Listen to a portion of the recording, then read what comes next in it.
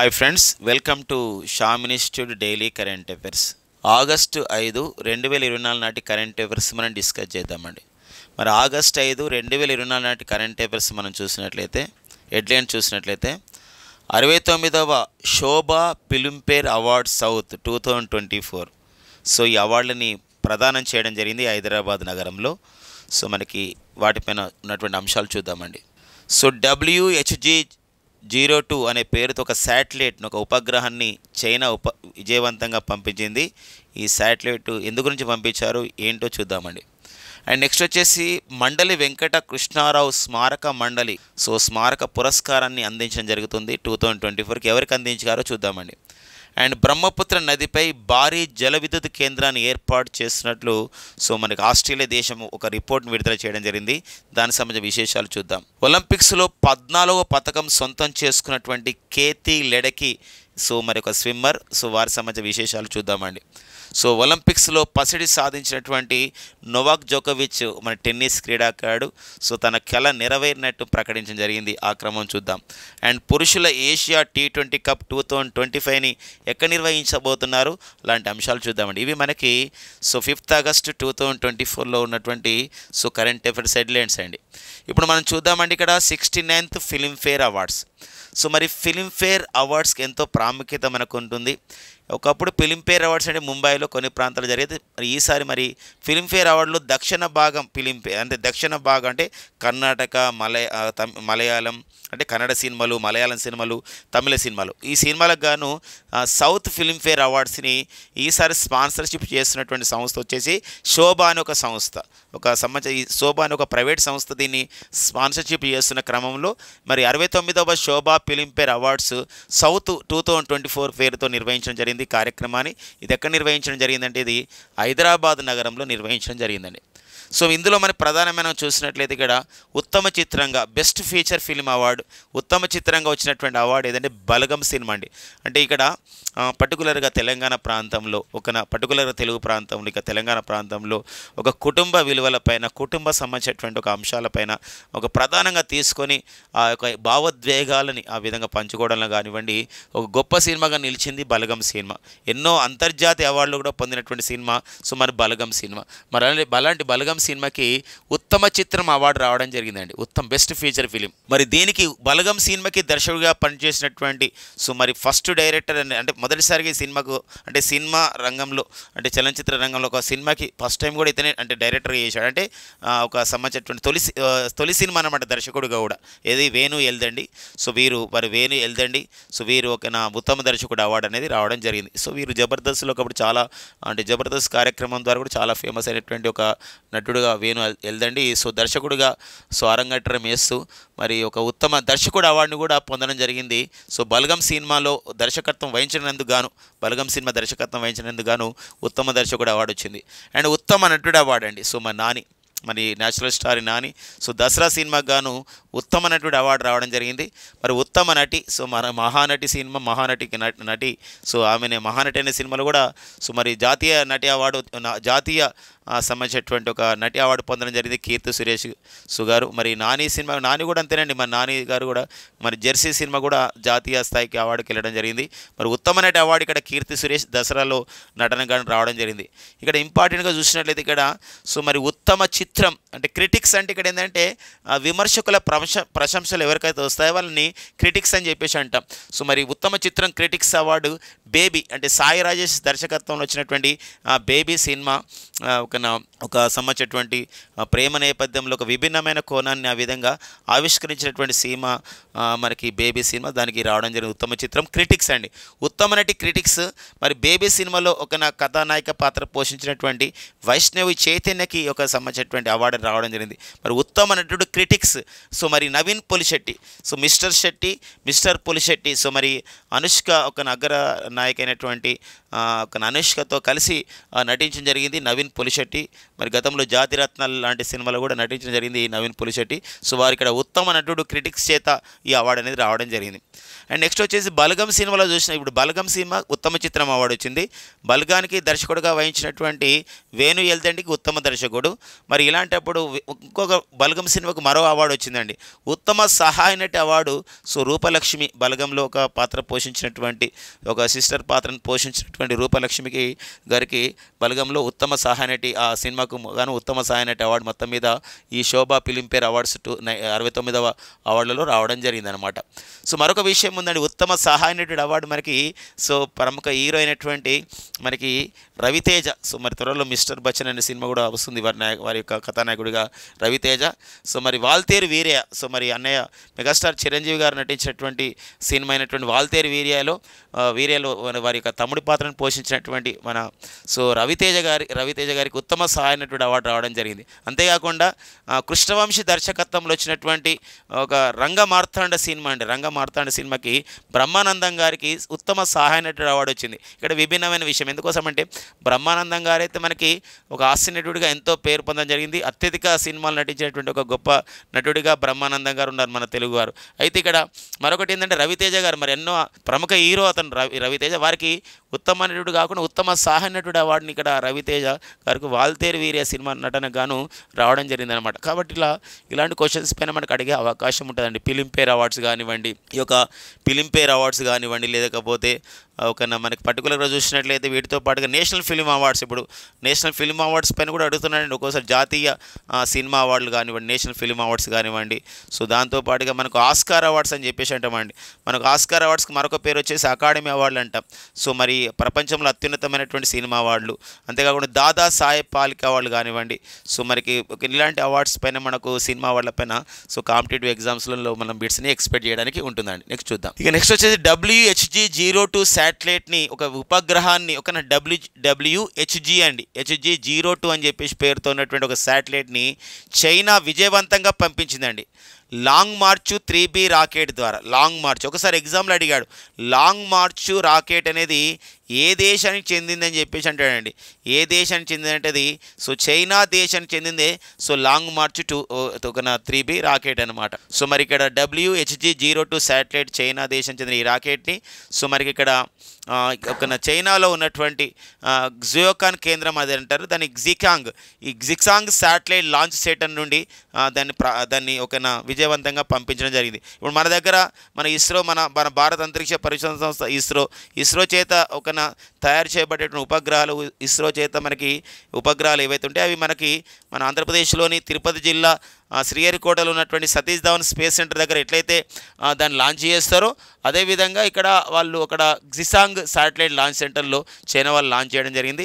ఏంటి దీని యొక్క ఉద్దేశం ఏంది, WHG-02 శాటిలైట్ ఎందుకు పంపించారు, వాట్ ఈజ్ ద పర్పస్ ఏంటంటే ఇది ఇంటర్నెట్ సౌకర్యాలని అందిస్తుంది అనమాట. అంటే ఐఆర్బిట్ ఇంటర్నెట్ సర్వీసెస్ని అందించే ఉద్దేశంతో, అంటే ఐఆర్బిట్లోకి వెళ్ళి ఉన్నత కక్ష అంటారు, లో ఆర్బిట్ అంటే ఒక దిగువ స్థాయి కక్ష, ఈ ఐఆర్బిట్లోకి వెళ్ళి ఇంటర్నెట్ సర్వీసెస్ని అందించే ఒక శాటిలైట్గా దీనికి ఎంతో ఆ ఉద్దేశంతో దీన్ని పంపించడం జరిగిందనమాట.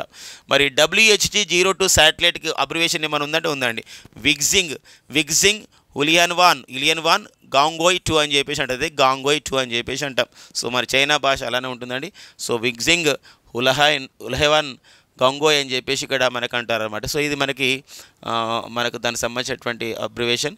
ఒక్కోసారి ఎగ్జామినేషన్ అడిగే విధానం ఏంటంటే ఇటీవల కాలంలో WHG-02 అనే పేరుతో ఒక శాటిలైట్ పంపించిన దేశం ఏది, చైనా, అలా అడిగే అవకాశం ఉందండి. ఓకేనా, నెక్స్ట్ చూద్దాం. సో మండలి వెంకట కృష్ణారావు స్మారక పురస్కారం అండి. సో మరి మండలి వెంకట కృష్ణారావు స్మారక పురస్కారం ఒక సామాజికవేత్తగా అండ్ రాజకీయ నాయకులుగా ఎంతో సేవలు అందించడం జరిగింది మండలి వెంకట కృష్ణారావు గారు. సో వారి పేరుపైన వారి కుమారుడైనటువంటి మండలి బుద్ధప్రసాద్ గారు ఈ అవార్డుని అందించడం జరుగుతుంది, మండలి బుద్ధప్రసాద్ గారు. సో మరి మండలి బుద్ధప్రసాద్ గారు ప్రజెంట్ మనకి వారు ఒక జనసేన పార్టీ తరఫున వారు గెలవడం జరిగింది. అవనిగడ్డ, కృష్ణా జిల్లా అవనిగడ్డ నియోజకవర్గం నుండి వీరు ఎమ్మెల్యేగా పనిచేస్తున్నారు. సో మండలి బుద్ధప్రసాద్ గారు. సో ఉమ్మడి ఆంధ్రప్రదేశ్లో కూడా వీరు ఒక శాసనసభ్యులుగా, శాసనమండలి సభ్యులు కూడా పనిచేసినట్టు అనుభవం ఉంది మండలి బుద్ధప్రసాద్ గారు. మరి వీరు వారి యొక్క సంబంధించినటువంటి తండ్రి జ్ఞాపకార్థం మండలి వెంకట కృష్ణారావు గారి పేరుపైన సో ఈ అవార్డుని ప్రారంభించడం జరిగింది. ఈ అవార్డుని సో మరి డాక్టర్ జి సతీష్ రెడ్డి గారు, తెలుగువారు, మరి నెల్లూరు జిల్లాకు చెందిన వీరు మరి ఎంతో పేరు పొందడం జరిగిందనమాట. అనమాట. మిజైల్ రంగంలో, పర్టికులర్గా క్షిపణి రంగంలో. అంతేకాకుండా వీరు చేసినటువంటి అంటే క్షిపణి రంగానికి మిజైల్ రంగానికి చేసినటువంటి సేవకు గాను వీరికి ఒక బిరుదు కూడా ఉందండి. ఏంటంటే ఇక్కడ modern missile man of India. ఏమంటారండి ఇక్కడ? Modern missile man of India, modern missile man of India అని చెప్పేసి ఎవరిని పిలుస్తారని చెప్పేసి అంటే డాక్టర్ జి సతీష్ రెడ్డి గారిని పిలుస్తారనమాట. ఓకేనండి. సో ఆ విషయం మనం గుర్తుపెట్టుకోవాల్సిన అవసరం ఉందండి. డాక్టర్ జి సతీష్ రెడ్డి గారు డిఆర్డిఓకి చైర్మన్గా పనిచేయడం జరిగిందండి. డిఫెన్స్ రీసెర్చ్ డెవలప్మెంట్ ఆర్గనైజేషన్కి ప్రజెంట్ అయితే కేంద్ర రక్షణ శాఖకి సలహాదారుగా ఉన్నారండి. సో ప్రజెంట్ కేంద్ర రక్షణ శాఖకి సలహాదారుగా పనిచేస్తున్నారు సతీష్ రెడ్డి గారు. సో మరి ఈ యొక్క అవార్డుని కృష్ణా జిల్లా అవనిగడ్డలోని గాంధీ క్షేత్రంలో దీన్ని ప్రదానం చేయడం జరిగింది డాక్టర్ జి సతీష్ రెడ్డి గారికి అనమాట. సో మనకి ప్రాంతీయతో పాటుగా జాతీయ స్థాయిలో ఒక ఇంపార్టెంట్ అవార్డుగా ఈ అవార్డుని మనం గుర్తుపెట్టుకోవాల్సిన అవసరం మనకు ఉందండి. డిఆర్డిఓ అంటున్నాం కాబట్టి మరి ప్రజెంట్ అయితే డిఆర్డిఓకి చైర్మన్గా పనిచేస్తున్న వారు 1958లో ఏర్పాటు చేయబడ్డటువంటి డిఆర్డిఓకి ప్రజెంట్ చైర్మన్గా పనిచేస్తున్న వారు వచ్చేసి ఎవరండి ఇక్కడ అంటే సో సమీర్ వి కామత్ అని. ఎవరండి? సమీర్ వి కామత్ అనేవారు డిఆర్డిఓకి చైర్మన్గా పనిచేస్తున్నారు. మరి modern missile man of India అని చెప్పేసి సతీష్ రెడ్డి గారిని పిలిస్తే మిజైల్ మ్యాన్ ఆఫ్ ఇండియా ఎవరిని పిలుస్తారండి? మిజైల్ మ్యాన్ ఆఫ్ ఇండియాని ఎవరిని పిలుస్తారని చెప్పేసి అంటే ఇక్కడ మిజైల్ మ్యాన్ ఆఫ్ ఇండియాని ఎవరు పిలుస్తారండి ఇక్కడ? సో ఏపీజే అబ్దుల్ కలాం అండి. డాక్టర్ ఏపీజే అబ్దుల్ కలాం గారిని మిజైల్ మ్యాన్ ఆఫ్ ఇండియాగా పిలుస్తామండి. Missile man of India. So ఈ నేపథ్యాన్ని కూడా చూసుకోవాలండి. నెక్స్ట్ వచ్చేసి మనకి బ్రహ్మపుత్ర నదిపైన ఒక భారీ జల విద్యుత్ కేంద్రాన్ని ఏర్పాటు చేస్తున్నట్లు చైనా ఒక నిర్ణయం తీసుకుంది. చైనా ఆ దిశగా అడుగులు వేస్తుందని చెప్పేసి ఒక ఆస్ట్రేలియా దేశానికి చెందినటువంటి స్ట్రాటజిక్ పాలసీ ఇన్స్టిట్యూట్ వాళ్ళు ఒక నివేదికలో చెప్పడం జరిగిందనమాట. సో మనకి ఇది ఒక ఇంపార్టెన్స్ ఇవ్వాల్సిన అవసరం ఉంటుంది. సో కారణం ఏంటంటే ఇక్కడ మనకి ఈ బ్రహ్మపుత్ర నది అనేది మనకి సో బ్రహ్మపుత్ర టిబెట్లో పుడుతుందండి. టిబెట్లో ఈ యొక్క నదిని పుట్టిన తర్వాత దీన్ని ఏమని పిలుస్తున్నారంటే యాన్లుంగ్ జంబోగా పిలుస్తారండి. యాన్లుంగ్ జంబోగా పిలబడే నది అన్నమాట ఈ యొక్క బ్రహ్మపుత్ర నది. సో మరి చైనా నుండి భారత్ నుండి బంగ్లాదేశ్కి వెళ్తుంది, తర్వాత గంగా నదిలో కలుస్తుంది. సో మరి ఈ యొక్క బ్రహ్మపుత్ర నది మరి ఇలాంటి బ్రహ్మపుత్ర నది పైన ఈ జల విద్యుత్ ప్రాజెక్టు కట్టడానికి రెండు బెనిఫిట్స్ చైనాకు ఉన్నాయని చెప్పేసి స్ట్రాటజిక్ పాలసీ ఇన్స్టిట్యూట్ వాళ్ళు చెప్పడం జరిగింది. 2 బెనిఫిట్స్ ఏంటంటే ఇది ఒకటి ఏంటంటే ఇది జల విద్యుత్ ప్రాజెక్టు అంటే చైనా నుండి మన భారతదేశంలో అరుణాచల్ ప్రదేశ్ రాష్ట్రంలో ప్రవేశించడానికన్నా ముందు ఒక 3000 మీటర్ల నుండి ఆ విధంగా కింద పడుతుంది అనమాట వాటర్. అలాంటప్పుడు ఏంటంటే ఇది సో దానిపైన మనకి జల విద్యుత్ అనేది అంటే అంత పెద్ద నుండి పడుతున్నప్పుడు ఏంటంటే ఎక్కువగా మన జల విద్యుత్ని ఉత్పత్తి చేసుకోవచ్చు ఒక భావన. ఇంకొకటి ఏంటంటే ఇది మనకు ఒక 30 కిలోమీటర్ల దూరంలో అంటే మనకి భారత్కు అంటే చైనా ఈ నిర్మిస్తున్నటువంటి ప్రాజెక్టుకి మన భారతదేశ సరిహద్దు అనేది 30 కిలోమీటర్ల దూరంలో ఉంది. ఒకవేళ రానున్న కాలంలో భారత చైనాల మధ్య యుద్ధం వస్తే ఒకటేసారి వాటర్ని వదిలి ఏంటంటే భారత్ విషయం పైన అట్లా దాడి కూడా చేయొచ్చు అనమాట. దీన్ని మనం ఇక్కడ సో మనకి ఇక్కడ ఎలా పిలుస్తున్న సందర్భం ఉంటే ఇక్కడ సూపర్ బాంబుగా ఒక వాటర్ బాంబుగా ఒక నీటి బాంబుగా కూడా దీన్ని వాడుకునే అవకాశం ఉందని చెప్పేసి ఈ యొక్క స్ట్రాటజిక్ పాలసీ ఇన్స్టిట్యూట్ అండి. మరి స్ట్రాటజిక్ పాలసీ ఇన్స్టిట్యూట్ అనేది ఈ విషయాన్ని ధృవీకరించడం అయితే అంటే ధృవీకరణ అంటే వాళ్ళు ఒక అంచనా వేస్తున్నారనమాట. సో అందుకోసం చూడండి, అందుకే ఇది ఒక సూపర్ డ్యామ్గా చైనా భావిస్తుందని చెప్పేసింది. చైనాను మనం ఒక డ్రాగన్ కంట్రీ అని పిలుస్తాం. అందుకే సూపర్ డ్యామ్గా డ్రాగన్ వర్ణిస్తుంది ఈ యొక్క బ్రహ్మపుత్ర పైన భారీ జల విద్యుత్ కేంద్రాన్ని. ప్రపంచంలోనే అత్యంత శక్తివంతమైన జల విద్యుత్ ప్రాజెక్టుగా ఇది నిర్మాణం కాబోతుందని చెప్పేసి ఈ యొక్క అధ్యయనం చెప్తుందన్నమాట.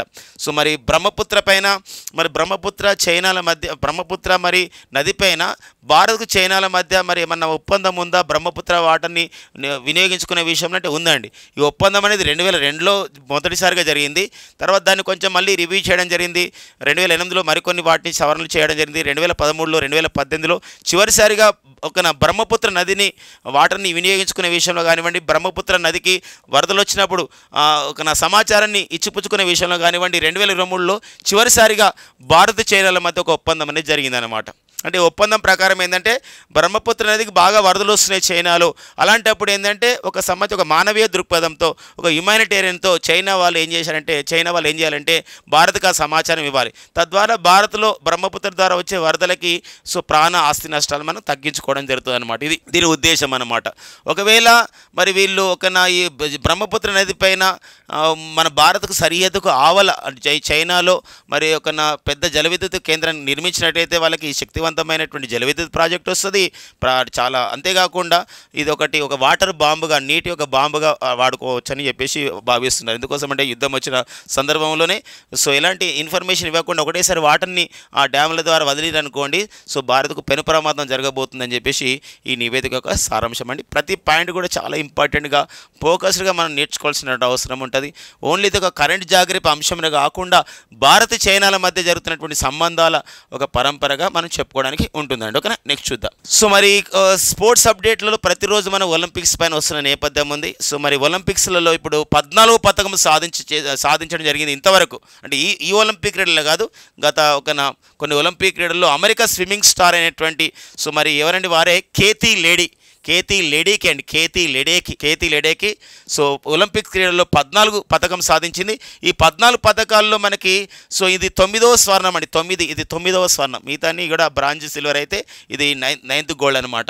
అమెరికా స్విమ్మింగ్ స్టార్ అయినటువంటి కేతీ లెడేకి 800 మీటర్ల ప్రీ స్టైల్ స్విమ్మింగ్లో మరి ఇలా ఒక పథకం సాధించడంతో మొత్తం మీద 14వ పథకం, అందులో 9వ స్వర్ణం. 9వ స్వర్ణానికి ఒక రికార్డు ఉంది. ఏంటంటే సోవియట్ యూనియన్కి చెందినటువంటి, అంటే మాజీ రష్యా అనమాట, సోవియట్ యూనియన్కి చెందినటువంటి జిమ్నాస్టిక్ క్రీడాకారిణి సో లారిసా గతంలో 9 స్వర్ణాలు సాధించింది. ఆ రికార్డుని సమం చేయడం జరిగింది కేతీ లెడేకి. అయితే ఒక రికార్డు ఉందండి యాక్చువల్గా ఒలింపిక్ క్రీడల్లో రికార్డు ఏంటంటే ఇదొకటి, మహిళల విషయంలో ఇదొక రికార్డు. సో మొత్తం మీద ఒలింపిక్ క్రీడల్లో రికార్డు ఏంటంటే అమెరికా దేశానికి చెందినటువంటి మైకల్ ఫెలిప్స్ పైన ఉందండి. మైకల్ ఫెలిప్స్ పైన రికార్డ్ ఏంటంటే అమెరికా దేశానికి చెందిన ఒక స్విమ్మింగ్ స్టార్, సో ఇతను రిటైర్మెంట్ కావడం జరిగింది. స్విమ్మింగ్ స్టార్, ఇతను స్విమ్మింగ్ క్రీడాకారుడు. సో వీరు ఓకేనా, ఒలింపిక్ క్రీడల్లో అత్యధికంగా 25 పథకాలు సాధించండి. 28 పథకాలు 28 మెడల్స్ సాధించి ఆ రికార్డు సాధించడం జరిగింది. ఇప్పుడు ఒక మహిళా సమాజ స్విమ్మింగ్ స్టార్గా అమెరికాకి చెందినటువంటి మరోవారు ఇప్పుడు 14 పథకాలు సాధించడం జరిగింది. ఎవరండి? కేతీ లెడేకి. సో ఈ సంబంధించినటువంటి అంశాన్ని మనం గుర్తుపెట్టుకోవాల్సిన అవసరం ఉంది. ఎందుకోసం అంటే రికార్డ్స్ పైన ఫోకస్ చేసి ఇలాంటి క్వశ్చన్స్ మనకు రావడానికి ఉంటుంది. ఇంకా మరికొన్ని రోజులు ఆడే అవకాశం ఉంది, మరో 1 వీక్. సో మరి దాని తర్వాత దానికి సంబంధించిన విశేషాలు చూద్దామండి ఒలింపిక్స్ పైన. నెక్స్ట్ చూద్దాం. ఇక నెక్స్ట్ వచ్చేసి తన చిరకాల స్వప్నాన్ని సాధించడం జరిగింది నోవాక్ జోకోవిచ్. మరి నోవాక్ జోకోవిచ్ ఒక ప్రత్యేకత మనకు తెలిసినట్లయితే నోవాక్ జోకోవిచ్ సెర్బియా దేశ టెన్నిస్ క్రీడాకారుడు. సో నోవాక్ జోకోవిచ్ అండి. మరి నోవాక్ జోకోవిచ్ టెన్నిస్లో మరి గ్రాండ్ స్లామ్ టైటిల్లో ఇతను ఒక కెరీర్ స్లామ్ సాధించడం జరిగింది. కెరీర్ స్లామ్ అంటారు. కెరీర్ స్లామ్ అంటే ఒక సంవత్సరంలో జరిగే 4 గ్రాండ్ స్లామ్ టోర్నమెంట్స్ని ఏమని పిలుస్తామండి మనం ఇక్కడ? Australia open, French open, Wimbledon open, తర్వాత యుఎస్ ఓపెన్, వీటన్నిటిని సాధించడం జరిగింది. తన యొక్క టెన్నిస్ అంటే గ్రాండ్ స్లామ్ టోర్నమెంట్లో మొత్తం గ్రాండ్ స్లామ్ టోర్నమెంట్స్ని మొత్తం ఎన్ని గ్రాండ్ స్లామ్ టైటిల్స్ సాధించాడు ఈ యొక్క Australia open, French open, Wimbledon open, US open అంటే మొత్తం 24 టైటిల్స్ సాధించడం జరిగిందండి. 24 టైటిల్స్ సాధించడం జరిగింది. సో మరి ఈ మొత్తం టెన్నిస్ మొత్తం కూడా గ్రాండ్ స్లామ్ల చరిత్రలోనే అత్యధిక టైటిల్స్ సాధించినటువంటి ఒక పురుష క్రీడాకారుడిగా రికార్డు పొందడం జరిగింది. ఎందుకోసం అంటే మార్గరెట్ కోర్ట్ అనే ఆవిడ ఉంది, ఆస్ట్రేలియా దేశం చెందింది. ఆమె రికార్డుని ఇంకా బ్రేక్ చేయాల్సిన అవసరం ఉండే కానీ రిటైర్మెంట్ అవుతున్న సందర్భం ఉంది, ప్రకటించుకోవడం తర్వాయి మరి నోవాక్ జోకోవిచ్ గారు. మరి వీరు ఇప్పటివరకైతే ఇప్పుడు చూసినట్లయితే ఇప్పుడు గతంలో 2008 సంవత్సరంలో చైనా రాజధాని బీజింగ్లో జరిగినటువంటి ఒలింపిక్ క్రీడల్లో నోవాక్ జోకోవిచ్ బ్రాంజ్ మెడల్, ఒక కాంస్య పథకం సాధించడం జరిగింది. తర్వాత క్రమంలో 4th ప్లేస్కే పరిమితం కావడం జరిగింది. 2012 కానివ్వండి, 2016లో కానివ్వండి, 2021లో కూడా అలానే జరిగింది. కానీ తన చిరకాల స్వప్నం ఎప్పుడు చెప్తూ ఉండేవాడు ఖచ్చితంగా ఒలింపిక్స్లో ఒక స్వర్ణ పథకం సాధించే క్రమం. ఈ క్రమంలో మనకి 33 ఒలింపిక్ క్రీడలు ప్రజెంట్ మనకి ఫ్రాన్స్ రాజధాని ప్యారిస్లో జరుగుతున్నాయి. 33 ఒలింపిక్ క్రీడలు. ఈ క్రమంలో మరి ఫైనల్లో ఇక్కడ ఒలింపిక్స్లో పురుషుల టెన్నిస్ సింగిల్స్లో మరి కార్లోస్ అల్కరాజ్ పైన, స్పెయిన్ దేశానికి చెందినటువంటి కార్లోస్ అల్కరాజ్ పైన గెలిచి విజయం సాధించి సో ఒలింపిక్స్లో పసిడి కళను ఆ విధంగా సాధించడం జరిగింది. పసిడి అంటే గోల్డ్ మెడల్ సాధించడం జరిగింది నోవాక్ జోకోవిచ్. మరి వీరు ఏ దేశ టెన్నిస్ క్రీడాకారుడు అంటే సెర్బియా క్రీడాకారుడు అండి. ఎవరిపైన గెలిచాడు వారి యొక్క నేపథ్యాన్ని కూడా మనం చూసుకోవాల్సిన అవసరం ఉందండి. ఇక నెక్స్ట్ వచ్చేసి పురుషుల ఏషియా T20 కప్ అండి 2025. అసలు పురుషుల ఏషియా కప్ అంటే ఒకప్పుడు 1 డే ఇంటర్నేషనల్ మ్యాచెస్ అనమాట, 50 ఓవర్లు ఉండేది. తర్వాత క్రమంలో T20 మ్యాచెస్ అనేది జరుగుతున్న నేపథ్యం ఉంది. మనం ఇంతవరకు అయితే పురుషుల T20 కప్ని 8 సార్లు గెలిచాం. 8 సార్లు, 7 సార్లు మనకి 1 డే ఇంటర్నేషనల్ మ్యాచెస్ ఉన్నప్పుడు గెలిచాం. అంటే 50 ఓవర్లు ఉన్నప్పుడు గెలిచాం. ఒకసారి మాత్రం T20 మ్యాచ్ అంటే ఆసియా T20 మ్యాచ్లో ఒకసారి గెలిచాం. మొత్తం 8 సార్లు గెలుచుకోవడం జరిగింది. మరి పురుషుల ఏషియా ఈ క్రికెట్ కప్ అనేది పురుషుల ఏషియా క్రికెట్ T20 కప్ అనేది 2025లో భారతదేశం నిర్వహించబోతుందని చెప్పేసి ఉంది. అండ్ 2027లో పురుషుల Asia cricket cup one day international matches cup మాత్రం ఎక్కడ నిర్వహించబోతున్నట్టే బంగ్లాదేశ్లో నిర్వహిస్తున్నట్లు ఏషియా క్రికెట్ కాన్ఫెడరేషన్ ACC అని చెప్పేసి అంటాం, ఆసియా క్రికెట్ మండలి ఈ విషయాన్ని చెప్పడం జరిగిందనమాట. ఈ ఆసియా క్రికెట్ మండలికి నేతృత్వం వహిస్తున్న వారు మన భారతీయుడైనటువంటి జైషా. సో కేంద్ర హోంశాఖ మంత్రి అయినటువంటి అమిత్ షా కుమారుడు దీనికి నేతృత్వం వహిస్తున్నాడు అనమాట. సో అట్లా గుర్తుపెట్టుకోవాలండి, ఆసియా క్రికెట్ మండలికి అధ్యక్షుడు జైషా అండి.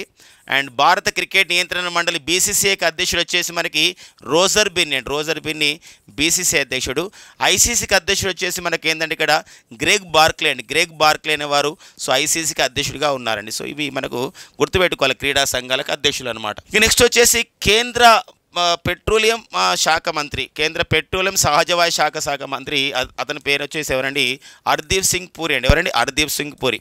సో హర్దీప్ సింగ్ పూరి మనకి ఒక సంబంధించినటువంటి ట్విట్టర్లో అంటే Xలో తన యొక్క సంబంధించిన విషయం చెప్పడం జరిగింది. ఏంటంటే ఇక్కడ మన భారతదేశంలో స్వదేశంగా మనం రికార్డు స్థాయిలో గ్యాస్ ఉత్పత్తి చేసుకున్నాము, రికార్డు స్థాయిలో దేశంలో గ్యాస్ ఉత్పత్తి అయిందని చెప్పడం జరిగింది అనమాట. సో మరి ఆ రికార్డు స్థాయిలో గ్యాస్ ఉత్పత్తిని ఎలా అయిందంటే ఇక్కడ 2021-22 సంవత్సరంలో 28.7 ఇక్కడ సంబంధించిన BCMగా పిలుస్తాం సంబంధించిన క్వాంటిటీని అక్కడ సో అట్లా నమోదు కావడం జరిగింది. 2023-24లో 36.43 BCMగా అయితే 2026లో ఎంత అంచనా వేస్తున్నాం, 2026లో అంటే ఇక్కడ 45.3 BCMగా అంచనా వేస్తున్నాం అనమాట. ఓకేనా, సో ఇది ఓకేనా, ఇది మనకు రికార్డు స్థాయిలో దేశంలో గ్యాస్ ఉత్పత్తి అనేది జరిగిందని. సో మరి ఇక్కడ 2021-22లో 28.7 BCM అంటే ఇక్కడ ఏంటంటే billion cubic metres of the natural gas అనమాట, అంత ఉత్పత్తి చేయడం జరిగింది. 2023-24 ఆర్థిక సంవత్సరానికి 36.43 బిలియన్ క్యూబిక్ మీటర్స్ అంటే గతంతో పోలిస్తే సుమారుగా సుమారుగా ఒక 8 బిలియన్ క్యూబిక్ మీటర్స్ పెరిగింది. కానీ 2026 నాటికి మనం ఎంత అంచనా వేస్తున్నాం అంటే 45.3 బిలియన్ క్యూబిక్ మీటర్స్ వరకు అంచనా వేస్తున్నాం అన్నట్టు. అంటే 2025 సో 26 ఆర్థిక సంవత్సరానికి అంత వేస్తున్నామని చెప్పేసి ఇక్కడ కేంద్ర పెట్రోలియం సహజవాయు శాఖ మంత్రి అయినటువంటి హర్దీప్ సింగ్ పూరి ఈ ప్రకటన చేయడం అయితే జరిగిందనమాట. సో వెరీ ఇంపార్టెంట్గా ఈ ప్రకటన చూసుకోవాల్సిన అవసరం ఉంటుందండి. ఇక నెక్స్ట్ వచ్చేసి మరి ఆగస్టు 7 మరి జాతీయ చేనేత దినోత్సవం 1905 సంవత్సరంలో జరిగినటువంటి స్వదేశీ ఉద్యమం నేపథ్యంలో మనం ఈ యొక్క ఆగస్టు 7ని జాతీయ చేనేత దినోత్సవంగా, నేషనల్ హ్యాండ్లూమ్ డేగా, జాతీయ చేనేత దినోత్సవంగా మనము జరుపుకోవడం జరుగుతుందండి.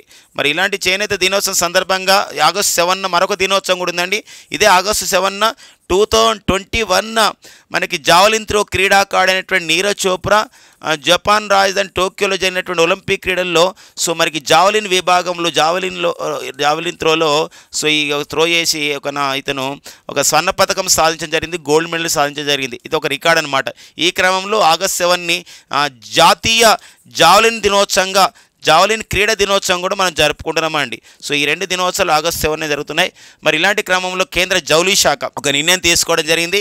విరాసత్ అనే పేరుతో ఒక ప్రదర్శనని ఏర్పాటు చేయడం జరిగింది న్యూఢిల్లీ అనమాట. కాబట్టి ఇక్కడ ఆగస్టు 3 అండ్ ఆగస్టు 3 నుండి ఆగస్టు 6 అంటే సుమారుగా ఒక 15 రోజుల పాటు కూడా సో విరాసత్ అనే ప్రదర్శన చేయబోతారు అనమాట. సో ఆ పాయింట్ కూడా మనకి ఇంపార్టెంట్గా ఉంటుందండి. సో ఓకేనండి, మనకి ఆ విషయం కూడా ఇంపార్టెంట్. కేంద్ర జౌళి శాఖ ఈ కార్యక్రమాన్ని ప్రారంభించింది. ప్రజెంట్ మరి కేంద్ర జౌళి శాఖ మంత్రిగా పనిచేస్తున్న వారు వచ్చేసి గిరిరాజ్ సింగ్ గారు. సో ప్రజెంట్ కేంద్ర జౌళి శాఖ మంత్రిగా పనిచేస్తున్నారు.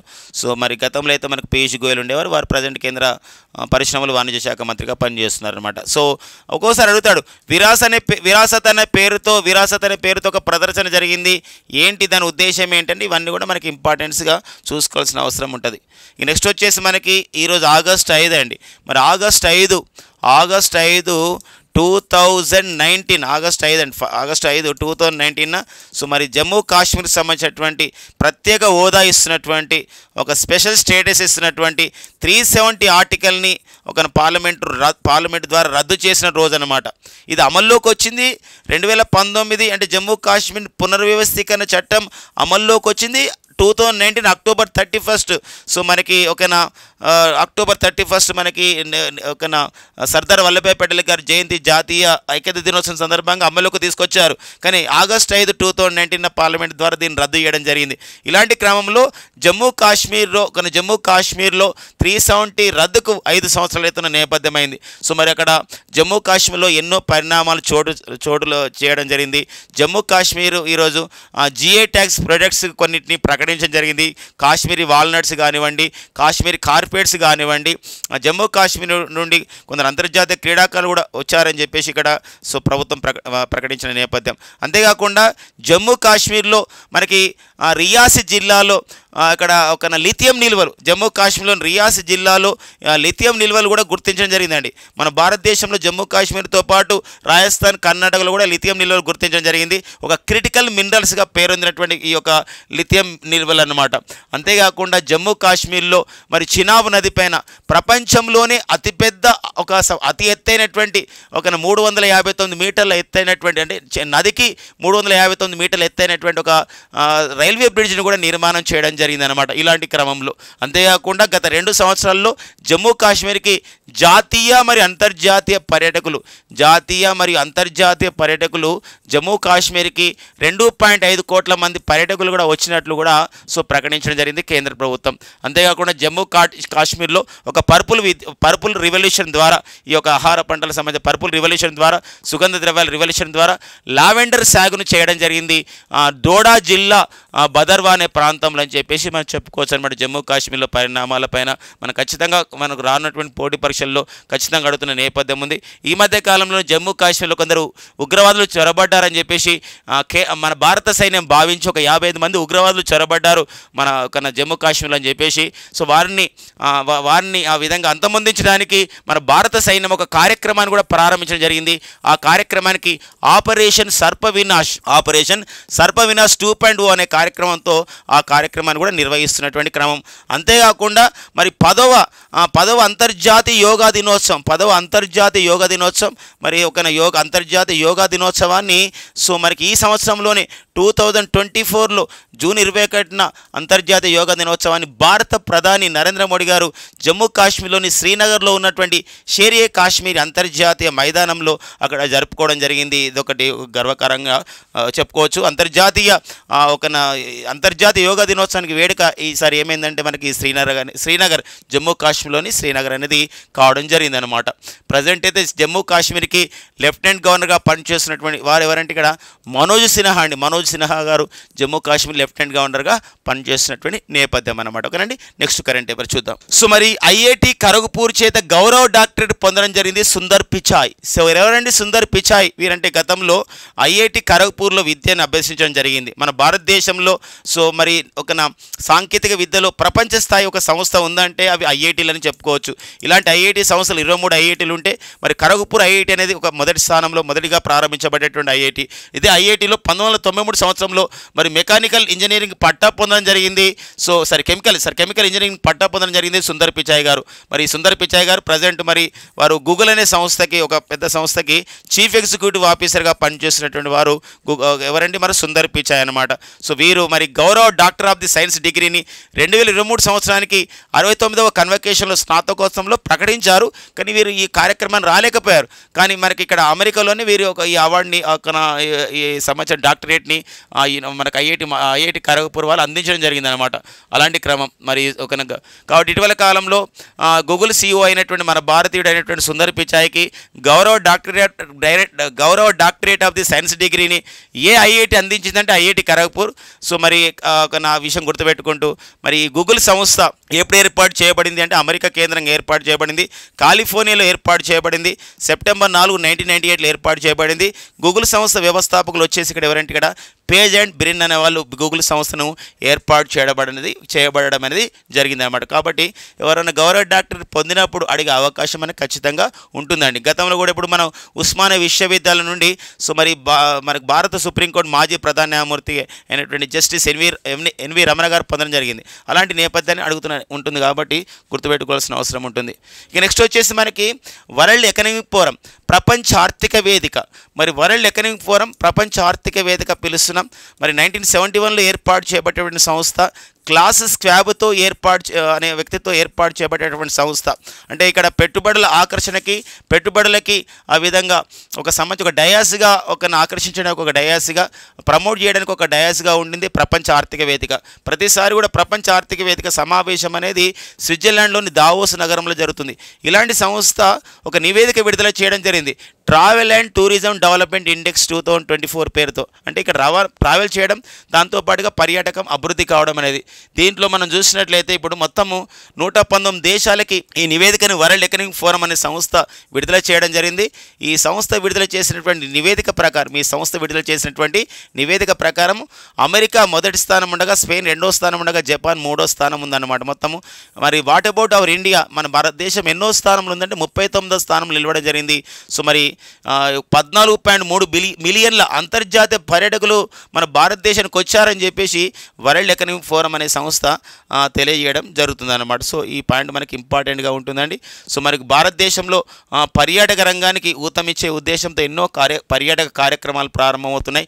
అతిథి దేవో భవ, ఇన్క్రెడిబుల్ ఇండియా అనేది మన భారతదేశ పర్యాటక నినాదం అని. Incredible India, so incredible India అతిథి దేవో భవ అనే పేరుతో మనం ఎన్నో కార్యక్రమాలు అనేది నిర్వహించుకుంటున్నాం.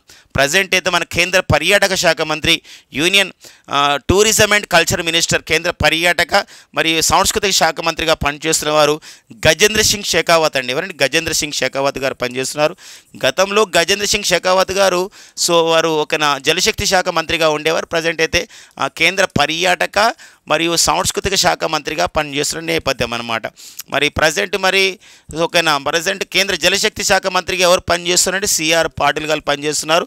మరి గతంలో పర్యాటక శాఖ మంత్రిగా పనిచేసిన జై కిషన్ రెడ్డి గారు అయితే ప్రజెంట్ ఏ మంత్రిగా ఉన్నారంటే గనుల శాఖ మంత్రిగా ఉన్నారు. సో అలాంటివి కూడా మనం నేర్చుకోవాల్సిన అవసరం ఉంది. ఇండెక్సెస్ విషయంలో, నివేదిక విషయంలో ఈ travel and tourism development index అనేది చాలా ఇంపార్టెంట్గా ఉంటుందండి. ఓకేనా, నెక్స్ట్ చూద్దాం. సో ఇవన్నీ మనకి ఆగస్టు 5, 2024లో ఉన్నటువంటి ముఖ్యమైనటువంటి కరెంట్ అఫైర్స్ అండి. Thank you friends and all the best.